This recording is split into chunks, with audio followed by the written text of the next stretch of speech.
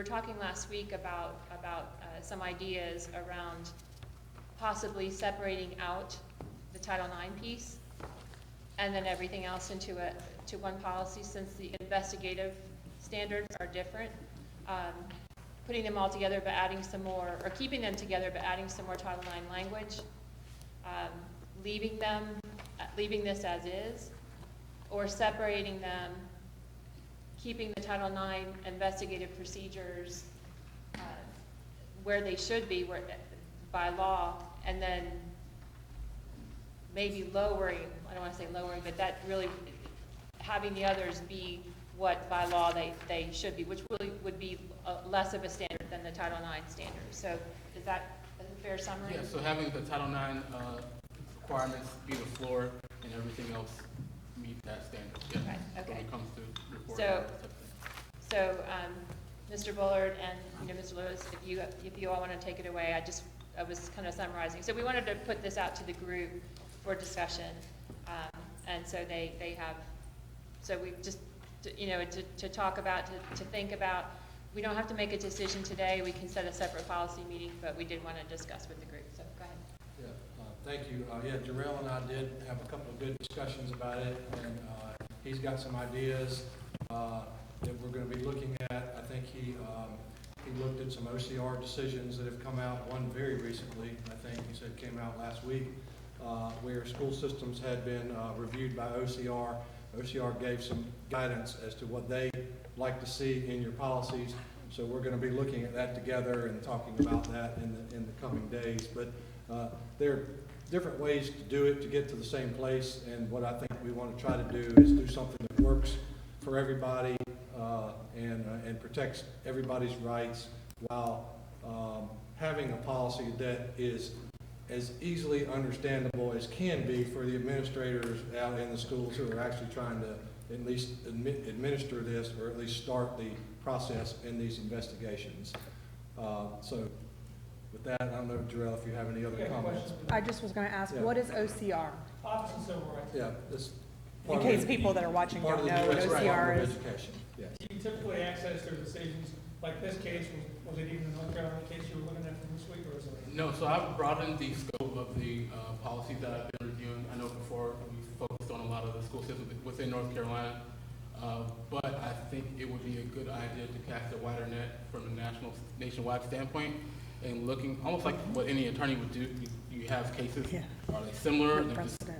distinct from my particular case, and what I can take from those. So same type of idea to where I look at OCR resolution agreements that have come about, whether it's higher education or K through 12, that most fit our needs from type of complaints we've received before.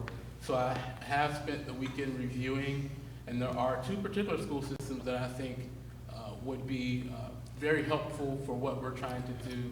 I think within the last, I think it was Thursday maybe or so, one particular school system, OCR put a resolution agreement out there that they came to terms with. Very large public school system, and I believe it's probably the most detailed resolution agreement that has been put out in regards to K through 12 education. So that's really helpful for us, but there are also some other counties that I've seen as well. So I just think overall, making sure that we review policies outside of North Carolina, because Title IX in reality, from K through 12 standpoint, is not up to speed as a whole as higher education is. So a lot of school systems are probably going through the same thing that we're doing now, reviewing our policies to make sure that they're good and compliant. So that would be my suggestion, would be to cast a wider net. So I understand the work that you all have done. I saw a lot of good things in there in regards to specific things that were discussed and some particulars that were in the proposed policy. I spent time reviewing that the weekend and today. So I think there's a good solid foundation there to build upon once we synthesize and bring in some other ideas from what OCR has said for other K-12 public school systems. And I think that that is the next step. So it might mean pausing on this one particular draft and allowing me some time to write a draft and bring it back forth with you all that actually meshes all of those things in one actual policy, and we can go from there. What that means time-wise is when they tap the policy folks, either by phone or an interim meeting, to see what, to give them some feedback on what their after gets. We're still looking at a policy by January, so we can still do our policy review process, which is policy committee and board approval in the November, December timeframe with a January, policy adoption process. So we're looking at a couple of extra policy meetings. If needed, yeah. He may, just, it may be a case that we reach out to the UNC, the UNCW folks and the Cape Fear folks and just get some quick feedback from them since they're in the policy piece and the other folks on the committee. But this committee will see it full before we take it to our board policy committee.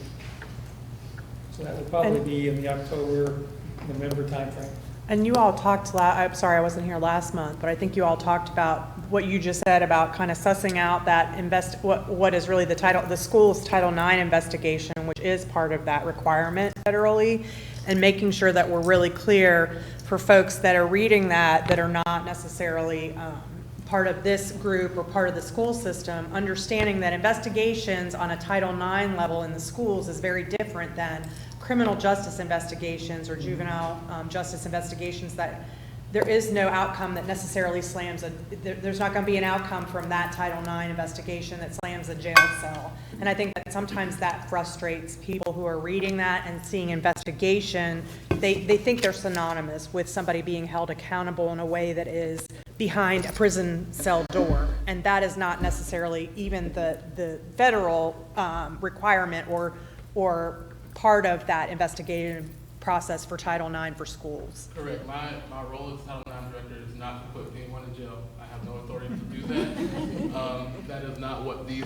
are designed to do. What they are designed to do, designed to Title IX, stop, prevent, and remedy sexual harassment and gender discrimination. That is essentially what it's designed to do.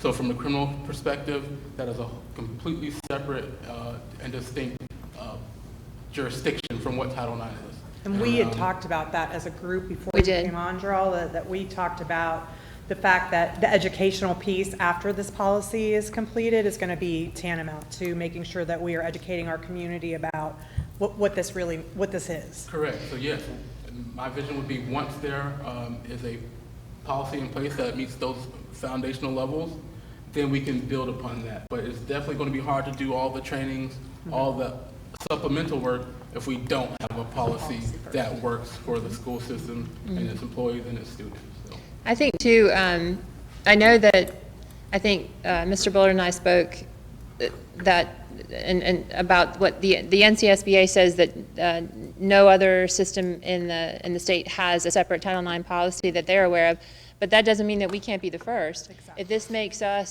it makes it clear for everybody in our county, then that's what we need to do. If we're able to even educate with the policy, I think that that's very important. So and you bring a good point out that if it means that we can carve out that information a little bit more clearly in the policy by separating it out, that's a very good thing that we could, that's a very good point. So to me, that if that allows us to do it, then we really need to think and very deliberately about that. Because if that is a point of confusion, which I think, we've talked several times about that piece, and all of our community stakeholders can speak to that, then I think that means that we need to do a better job of helping everyone understand that, and we can help them. We can do the education piece, but if they can see that in the policy itself as well, because we're not always going to be there to be able to educate them, so they can come to the policy and know, what our part is and what the criminal justice system part is. So I think that's very important. And I think that educational piece just allows for you to mitigate out of the gate the frustration that specifically parents or adult caregivers of children that are navigating this system, if they're not understanding the Title IX requirements for investigation within school do have some remedies that are school-bound remedies, but they're also designed to ensure that we've done all our due diligence within the school to shore up any gaps of services or any ways that there was a not smooth mechanism that was working very well the way it's supposed to. But not any of that includes somebody being charged with a crime and put behind bars. And I think sometimes that is a frustrating piece that they don't realize out of the gate.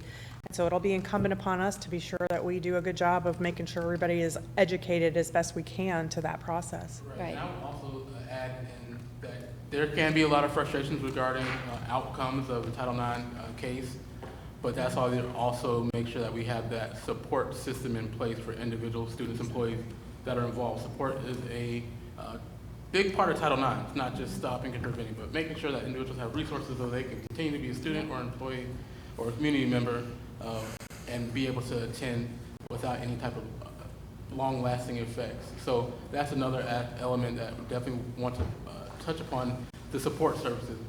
But being that I've just got here, I've heard a lot of good things. I heard that Wilmington definitely has those. So I am definitely wanting to collaborate and tap into those community resources so we can have a good, robust, holistic approach to Title IX. Right. And and this probably would have helped you, and I apologize, we should have started out with introductions, since you probably have no idea who's sitting around the table. So if everyone wants to do that, starting with Ms. Brinson here. Dawn Brinson, Assistant Superintendent for Technology and Digital Learning. Maggie Rollison, Principal of Trask Middle School. Judy Stubblefield, Behavior Specialist. Tanya Jordan, Supervisor of School Counselors and Social Workers. Amy Feith, Executive Director of the Carousel Center, Child Advocacy Center. Janie Dowda, I'm the RPE coordinator at the Rape Crisis Center at Coastal Horizons. I'm Jackie White. I'm a retired psychology professor from UNCG with 40 years of research in sexual assault and dating violence among adolescents. I'm Amy Ooze. I'm the principal of Williams Elementary School. Wayne Bullard, General Counsel. Andrea Stowe, Domestic Violence Shelter and Services Outreach Coordinator / Advocate. Stephanie Craybill with the New Hanover County Council of PTAs. Julie Askew, Assistant Superintendent for Student Support. Amber Russitar, Director of Title IX and Clery Compliance at UNCW. Tim Martin, Superintendent. Jane Emma, Lead Health and PE Teacher and Family Life Education. Leslie Cohen, Community Member. Kristen Jackson, Student Support Services. Patrick McCarty, Principal at Ashley High School. Nice to meet you all. Now there's going to be a quiz with matching. You have to, yeah. 400 people. Honestly, yeah. So any other feedback on, or any other concerns about, possibly changing this policy, dividing it out, anything? Any feedback on, I guess there's feedback, any feedback on keeping the investigative standards the same for all types of reporting? Any feedback on not keeping them the same because Title IX is at a higher standard than everything else? What does everyone think? I think it's partially dependent upon your staffing capabilities. Correct. Right. It is really time consuming, and so that is incumbent upon the person that does the intake for those things to just be able to explain that. And to Amy's point earlier, one of the things that you can do in terms of if education doesn't necessarily reach someone during the intake, re-explaining this is what this process is, these are what the potential outcomes are. That bird is really aggressive. What the potential outcomes are, and referrals to the legal system if that's what somebody wants a connection to or whatever. That's one of the great things about Clery, that Clery's given a lot of good structure to the higher education system about providing that structure, and so that's something that could be borrowed from to make that delineation process really clear. So it's really the classic lawyer answer, it depends. Yeah, but if we have to write policy around it, we have to make sure that we can administer this with fidelity, and that's the big key, is fidelity. So I want to make sure that we are all comfortable. I mean, those of you within the school system, Judy, Tanya, what do y'all think? I mean, whoever's going to be doing this, can we do it? You're dealing with a unique structure with K-12. It's not as centralized sometimes as a university is, where you've got 44 almost independent operations at the school level. So when you write your policy, there's going to be some of that happens at the school level that may not happen the same way it would happen in a higher ed situation. one thing that I want to make sure that we're doing also, and I think this is the spot where this is most important, is that we're writing a policy that is very resilient. Because one of the things that happens a lot with Title IX is things change literally from the very top.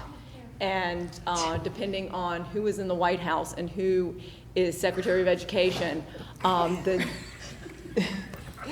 the interpretation of what Title IX is going to change really dramatically. And I would like to see us in a position where we are not constantly having to be reactive to those changes, which is going to be very frustrating to our families and also to the people trying to administer the policy. So I think as number one, we do need to be able to do it. That's very important, but we need to balance that with some resiliency for the policy. I would also interject and add that because Title IX changes a ton, it changes all the time. That's why it's important to have a skill set, someone that understands what the changes actually are and how to actually carry those things out. Title IX is ever changing, so I understand some of those points, but we might be in a situation where we're tweaking constantly our policies and procedures, making sure that they're constantly in line and best for our students and employees. So that would be one caveat I would say about policy regarding specifically Title IX. I think the other piece, to think about in terms of that tweaking is not only being addressing the regulations that are inevitably going to at some point land, but it's also always a great thing to look at, okay, we've had this in practice for a year. Practically speaking, how does this feel for us? What are some ways we can improve upon that? And coming from that, from a model of continuous improvement, yes. There's that ability to go back and look at from that lens. I think your constituents will really appreciate that as well, if that's why you're sort of going back and reevaluating.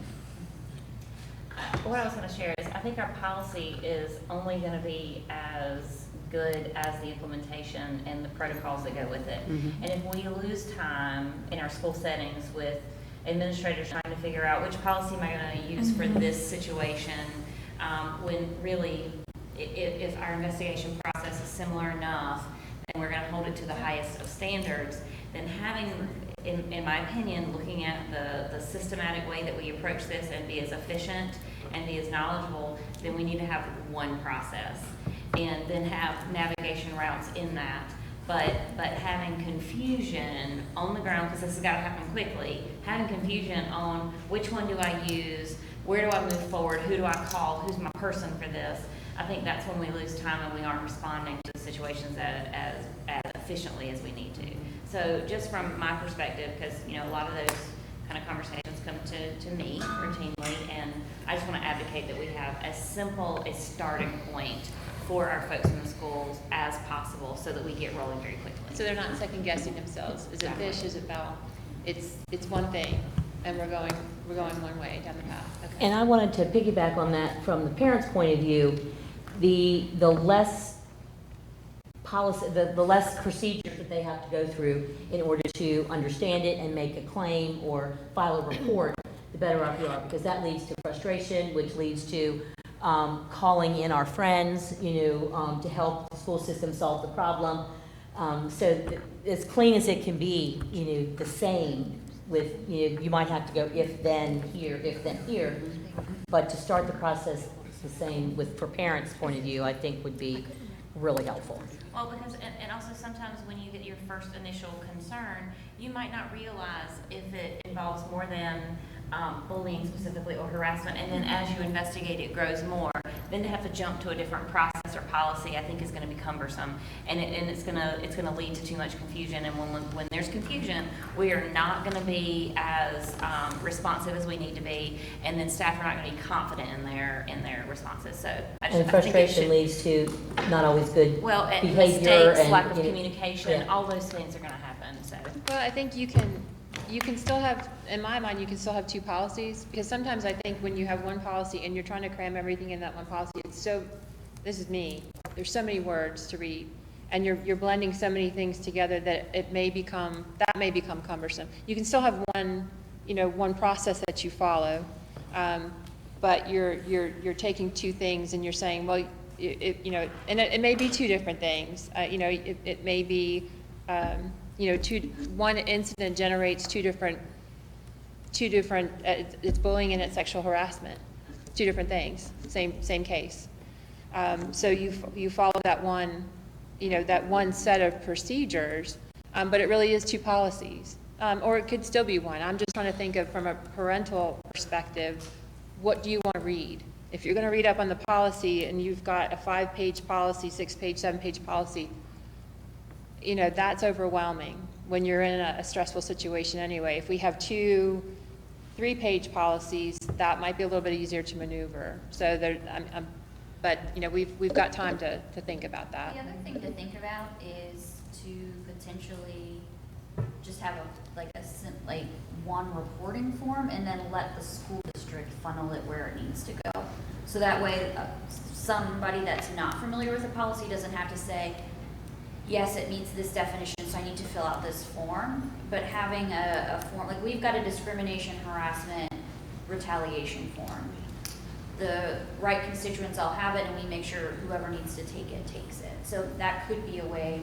And that's something we're actually working on. So, I mean, I can't not, anybody that knows me knows that I'm not going to keep my mouth shut about the victim aspect, victim advocacy aspect. What trips systems up is not following mandated reporting law. And I think that part of this Title IX committee responsibility is to create a policy that first and foremost is going to suss out at the gate whether this report has any potential to have a criminal liability. And if it does, every step that the school administrators take after that could potentially hinder a child's ability to get justice in the criminal justice system. And so you have to walk that line very carefully, because sometimes people get too CSI-esque or too SBU-esque and think that they're going to ask all the questions with the best of intentions in the world, but they are ruining that child's ability to get justice through the criminal justice system. So I think whatever policy we come up with has to first and foremost have DSS and law enforcement with that reporting piece saying, is there any question that this could be a criminal issue? And if there is, then we've got to report this to law enforcement and DSS officially, because they're not going to take it if it's not there. Trust me, they are not looking for more to do than what they've got on their plate, and they will immediately suss that out.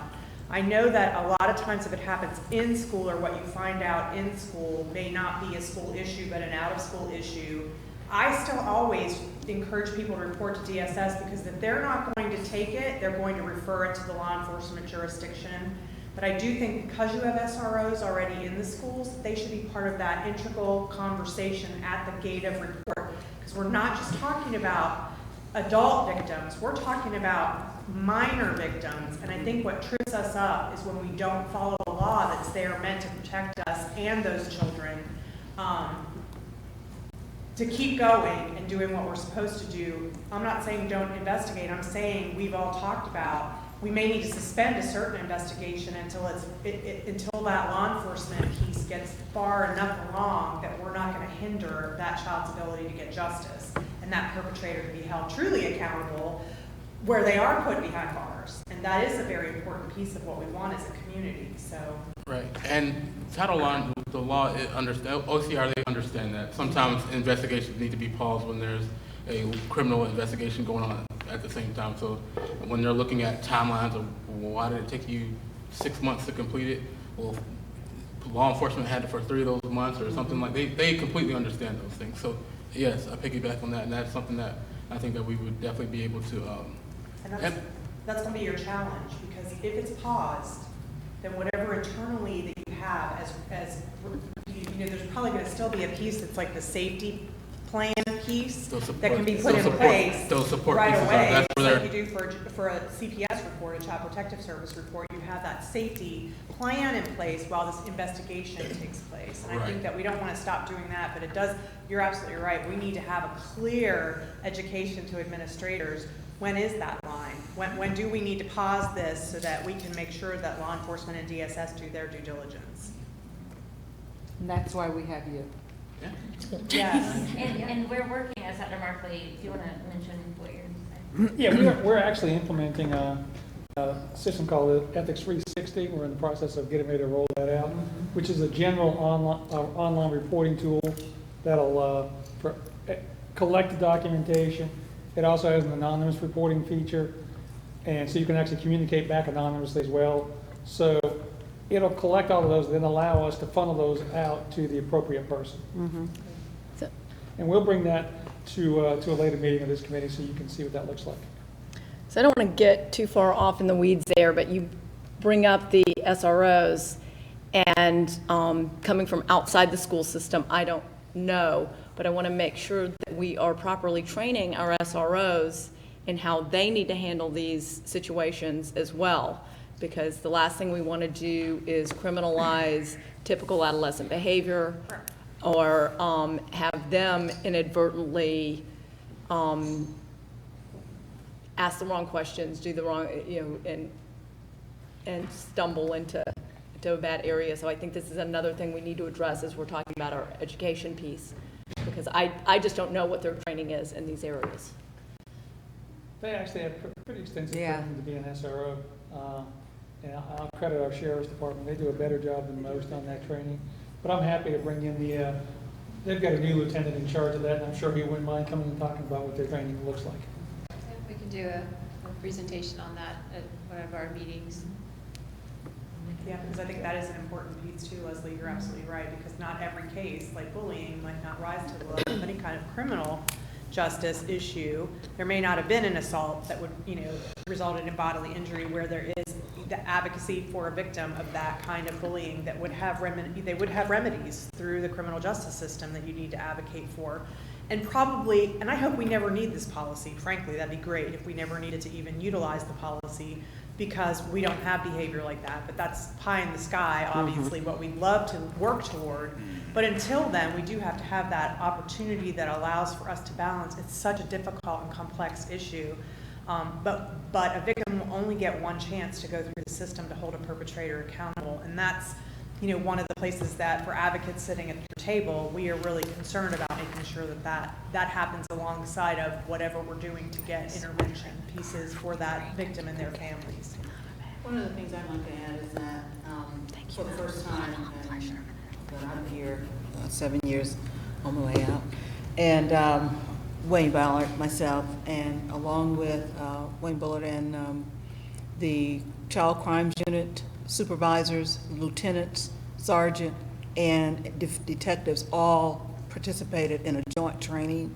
And so was Lieutenant Smith was there, receiving clear direction about the protocol that we should always follow anytime that there are criminal elements present. And so the information has been shared, so we're kind of ahead of the curve there. He continually is getting new SROs. There are new people who were sent out, I think last week they started. And so there's an ongoing updating, but the training has definitely been put in place. The protocol is there, and we've gotten good response from them. Mr. Lewis already has handled a case and worked with a detective as of yesterday. So, I mean, it's just, we'll be glad to get online reporting, because it would really slow down how we have to manage pulling pieces of information together. Good. All right, well, speaking of education, I would like to turn it over to Ms. Kristen Jackson for the next piece for our education training summary.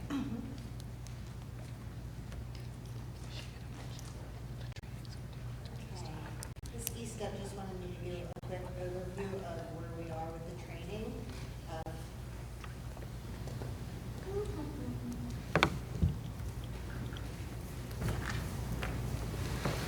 There it is. Okay. Where we are with the training of staff and students. So I know that we're a little bit ahead of the policy on this. So really what we've been training on is more preventative types of measures with the kids. So far, we have trainings that we've done is all middle school health teachers got trained in shifting boundaries, and we'll be facilitating lessons for 6th graders as part of the health curriculum. So the Rape Crisis Center was huge in that. They came out, they trained all of our health teachers, and And the DV shelter too.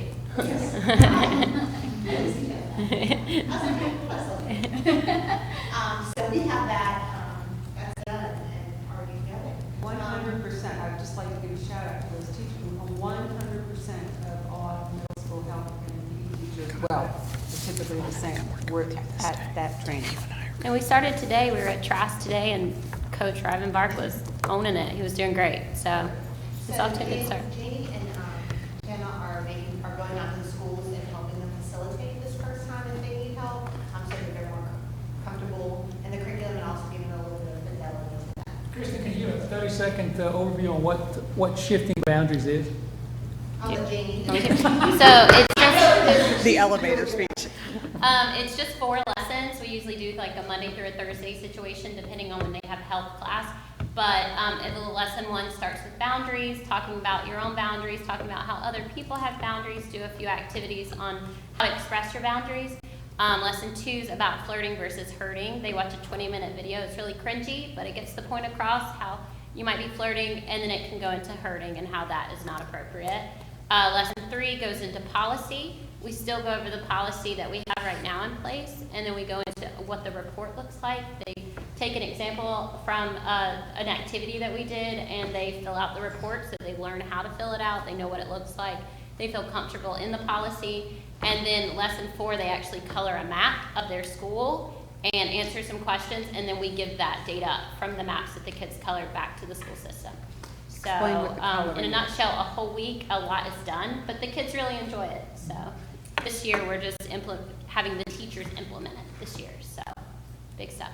And I think it's really important that we do focus on adolescent behaviors and what we need to teach them, and not focus so much on the negative in the policy and how we're going to, react once it happens, but how do we teach the kids? True, because for it not to happen? it's all about that communication and how the intergender communication occurs in natural social development. Is where the building blocks for the terrible hurting to happen later happens. So the more that we can open our children up to better skills and tools for that communicating part in the early years, that helps them tremendously going forward. And I'd also like to add in that the family life educators are supplementing this information in grades 7 and 8, and it's also part of the grade 9 health standards. So they get it for 4 years. Then the Darkness to Light Stewards of Children, we did get the fall coaching staff trained. Assistant principals will be trained on Thursday, and principals on October 3rd, and I'll let Ms. Jordan give a quick overview of what that program is. Thank you. Darkness to Light is child sexual abuse prevention program for stewards of children. It's a series of small group discussion coupled with videos of survivors. And it talks about things like identifying signs of abuse, being comfortable in making the report.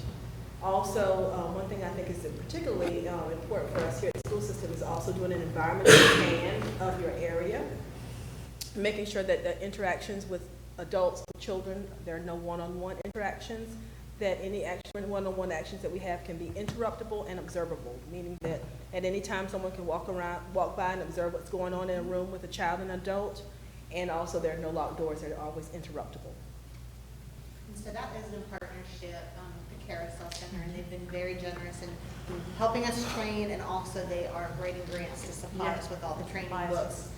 It's a national evidence-based curriculum, and they're very strict about needing to use their manual and do it exactly their way. So again, we got a grant to train 50 trainers this year, and so Tanya was one of the trainers that was in that, and so she had so many people she wanted to get trained this fall that the 4 people on Carousel Center staff are co-facilitating with her to go ahead and get in and get all of who you want to get trained right out of the gate this year trained. And again, I hope it's like CPR and first aid, that you don't use it enough, that you need to keep getting retrained. So our commitment is next year to again write a grant to train 50 more trainers, so that we're really not just Carousel helping to do this, but training key partners in the Tri-County area to all be able to take this Stewards for Children or Stewards of Children training out and get this basic training that's available. Our commitment is to give you guys whatever, those manuals are $10 a piece, right? So that can get pretty pricey. Even in bulk, they don't give us such a great price. So we're looking at how do we get the grants to make sure that that is never a barrier for us to be able to provide this basic 101 for any adult. And that's school-based, church-based, family-based, community-based. So it's available, and we would welcome anybody that might be interested to call us to set up a training. We've got 50 trainers that we can hook you up with, so. And I'd like to also interject that the trainings that we've had thus far, we haven't had to worry about the cost of books because of the Carousel Center and our partnership with that. So I'm very grateful for that. Very grateful. Yeah, we're And committed. our goal there over the next 2 years is to get everybody in the school system trained, from bus drivers, custodians, all the way up to principals, and just make sure that everybody is learning how to keep kids safe. Initiatives that we're working on right now, of course, expanding the Darkness to Light programming, I already said that.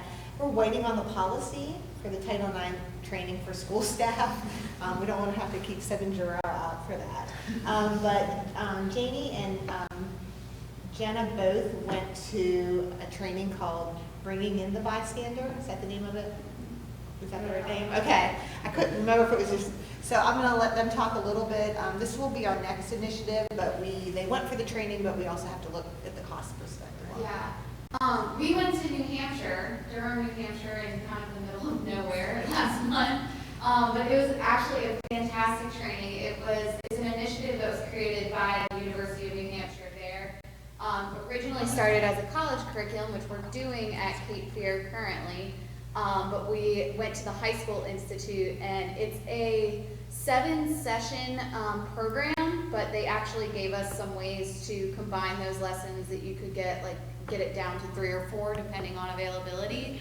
But it really addresses like cultural norms that allow for perpetration and things like that, and then it gives tools for students and staff to step into situations, and whether that's just speaking up about it in an inappropriate comment or actually being present when something is taking place and giving them the tools to safely step in and intervene in those situations.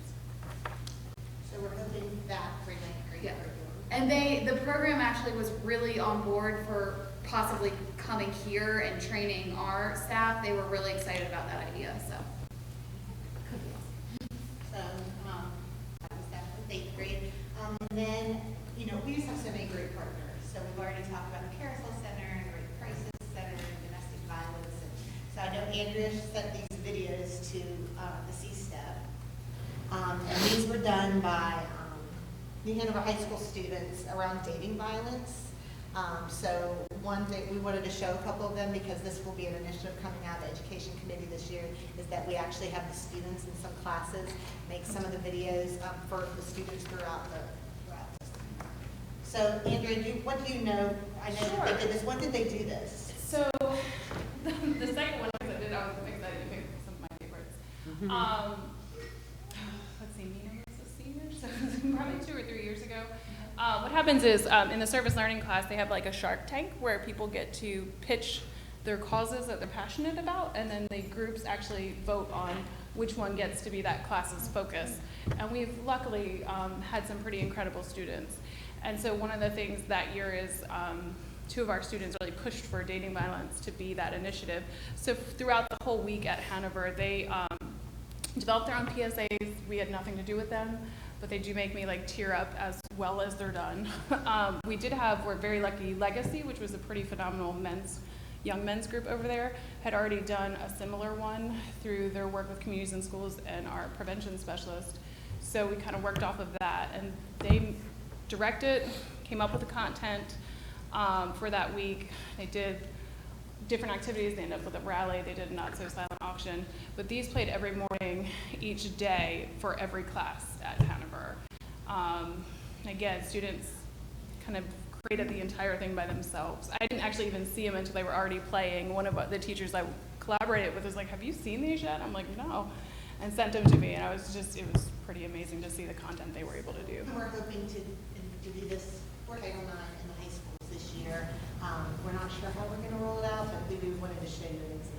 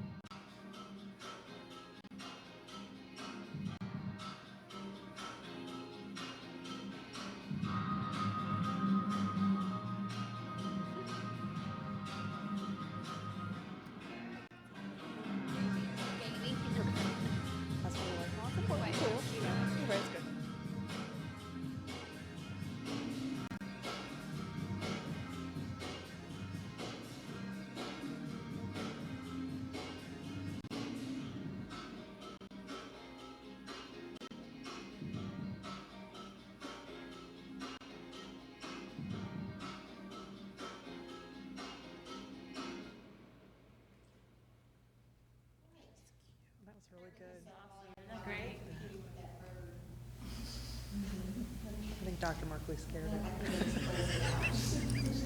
So we're good. That was good. But we don't have to see the other one. I think I closed it out, Crystal. But that's just kind of an idea of what we want to do with high schools. Any questions? So we're well on our way. We don't have a policy, but we are getting it done. Thanks. It's setting a lot of the foundation for what Jarrell will be doing after we get a policy and starts talking about the policies. He'll have things in place to be able to refer back to and direct folks. Well, this is all part of the culture. So if we're trying to shift the culture and reinforce the culture that we're promoting, then this is part of it. Like all of this has to match. Whatever that policy looks like, it's gonna, all these little pieces will reinforce that in a united way, and I think that's very smart. One of the things we're talking about trying to do is push it out through email. And so the students can choose whether or not to open the email, but this would be one of the things that we would, if we can make it work, something that we would send out, like these PSAs. And we're just trying to figure out ways of getting a hold of students, and maybe they don't check their emails, but maybe we can send it through other avenues, either out through Twitter, out through, I don't even know because I'm not on social media, but like whatever else they're on right now. But that's, but I really appreciate you sharing those because those are amazing. And there were 5 of them, so I'll have Ms. Bowie send them out. That looked to me like it was almost, well, it is appropriate for younger, children as well. And then like a lot of the schools have their own little TV morning announcement kind of things that each school can do their own, to make it relevant, to their population. But even with that, little kids like to see big kids. It might be their brother or sister or a friend. So those are appropriate, throughout the school right now, just as a morning announcement kind of thing. I'm glad you picked that one too to start off with, because I do like that it started like from that positive perspective. I think we do get very punitive, but I think the students were very clear that that was one of the first things they wanted to do, is kind of set that tone of kind of support for students and for each other. So and there are such, I did talk to David Hand about his Laney students and what they're up to. And so we do have such great people working on such amazing stuff in the schools with teens that would love, and they know how to do it better than us, because I was like, I don't even know how you upload to YouTube. Like I barely can download from YouTube. So they kind of drag us along into technology with them. So the best part is they'll tell you too, like where you should post it and how to find it, because I can never find them when I want to. So yeah, I think it's phenomenal what they're able to do if you just give them the tools and, like you said, the language and that groundwork.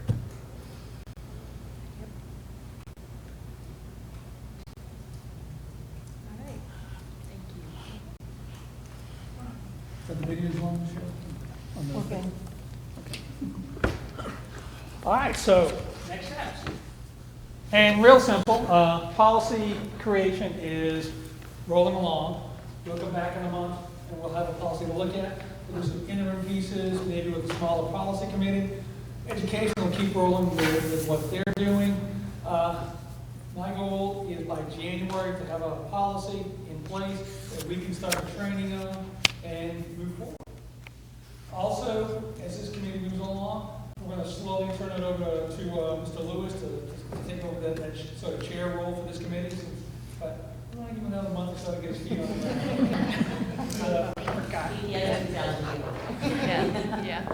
There are 5,000 people in our school system, so let's let him get his feet on the ground, and we'll slowly turn this over to him. Does he have anything in closing? Well, for resources, do you have anything that you want to add? So I was just going to say, as we had talked about it as a resource committee, we thought maybe Jarrell needed a minute to kind of get his head around it. We wanted to sort of run by him the survey idea that we had, and maybe looking at that piece of the survey that could be just a basic piece, and then of course looking at something that could be a little bit more intensive. But all that is really great ideas that I felt like we needed to have. Since you have a Title IX coordinator now, they really need to be the person that helps us to know, is that the direction that they're intending to take it? So he needs a minute to catch his breath and Yes. get reoriented back to New Hanover County. But we stand ready when you're ready to talk about that. But just know you've got good resources you can lean on in the meantime. So just give us a call.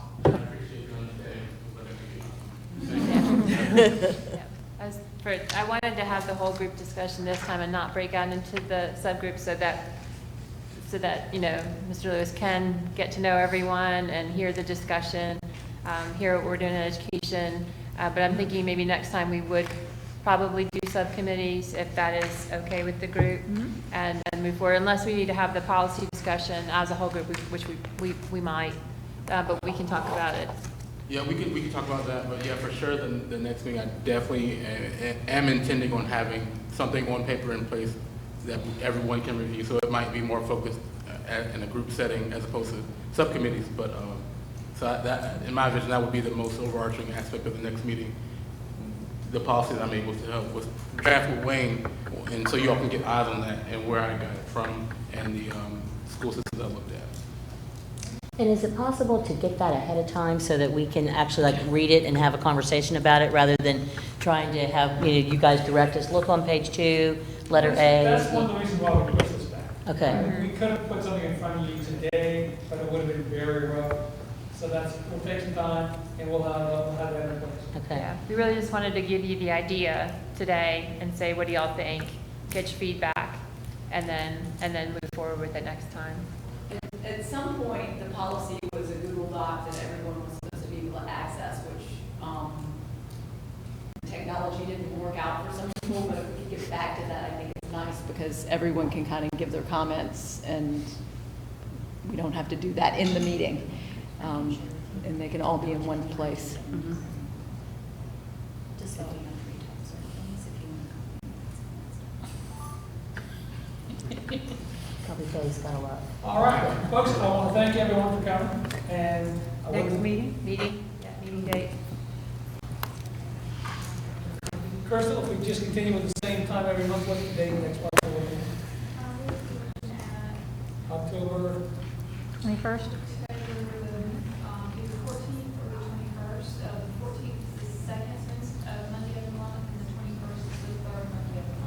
Want to look at the 23rd, that'll just give them a little extra time on top. 21st. 21st. Yeah, that's good. Everyone okay with the 21st? Same time? Same back. All right. Mr. Bowling gives us his apologies, he's closing on a refinance of the status quo, couldn't be here today.